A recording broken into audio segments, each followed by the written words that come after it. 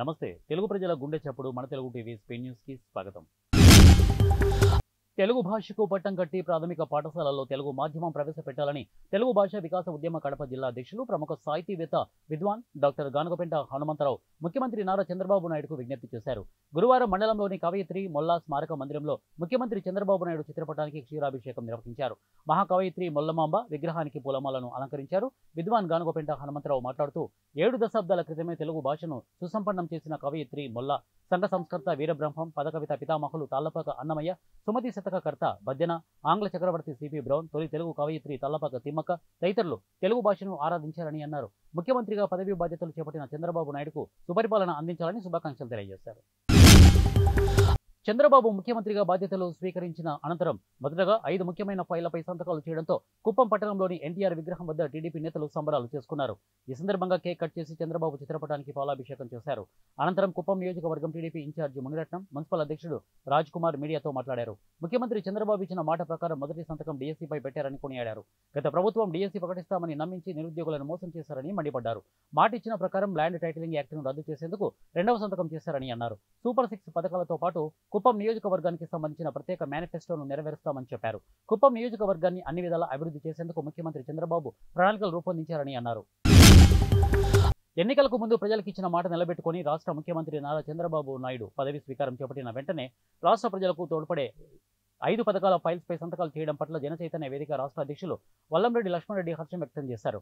Mega డీఎస్సీతో దాదాపు 16,350 ఉపాధ్యాయుల పోస్టులు భర్తీ చేయడం, రైతులకు నష్టం కలిగించేలా ల్యాండ్ టైటిలింగ్ యాక్ట్ను రద్దు చేయడం, వృద్ధులకు పెన్షన్ను 4,000కు పెంచడం, అన్నా క్యాంటీన్లను పునరుద్ధరించడం, స్కిల్ సెన్సస్ ద్వారా నైపుణ్యాలను పెంపొందించడం లాంటి పథకాలు కోట్లాది ప్రజల జీవన ప్రమాణ స్థాయిని పెంపొందించాయని తెలిపారు.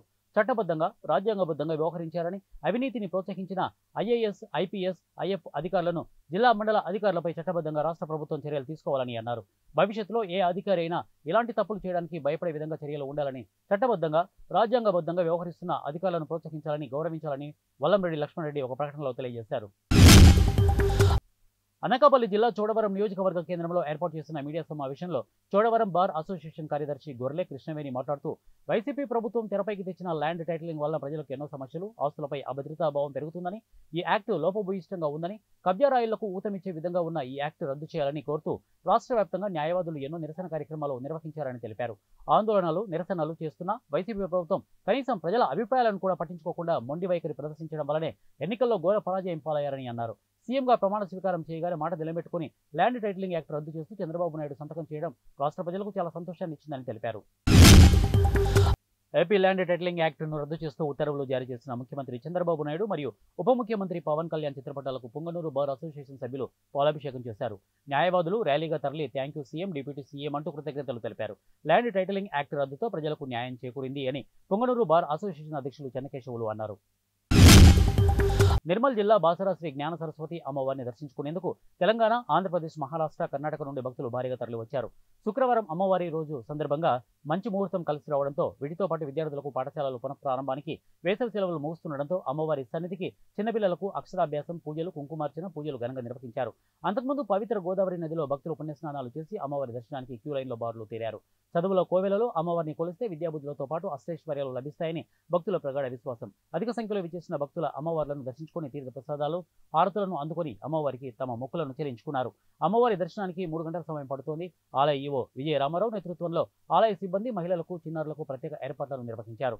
దేవస్థానం ఆధ్వర్యంలో భక్తులకు మంచినీటిని, అలాగే మజ్జిగను శ్రీ జ్ఞాన సరస్వతి సేవా భక్తులు పంపిణీ చేశారు.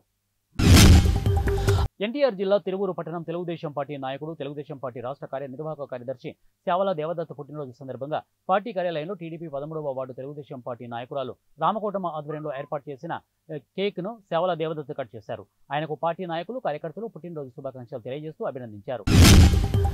గుంటూరు నగరంలోని 44వ డివిజన్లో విజయోత్సవ వేడుకల్లో పశ్చిమ నియోజకవర్గ ఎమ్మెల్యే శ్రీ గల్లా మాధవి పాల్గొన్నారు. రాష్ట్రంలో రాక్షస పాలన పోయి రామపాలన వచ్చిన సందర్భంగా గుంటూరు పశ్చిమ నుంచి గల్లా మాధవి, గుంటూరు పార్లమెంటు నుండి పెమ్మసాని చంద్రశేఖర్ అత్యధిక మెజార్టీతో గెలుపొందిన సందర్భంగా విజయోత్సవ వేడుక కార్యక్రమంలో పెద్ద ఎత్తున డివిజన్ జనసేన, టీడీపీ, బీజేపీ కుటుంబ సభ్యులు పాల్గొన్నారు.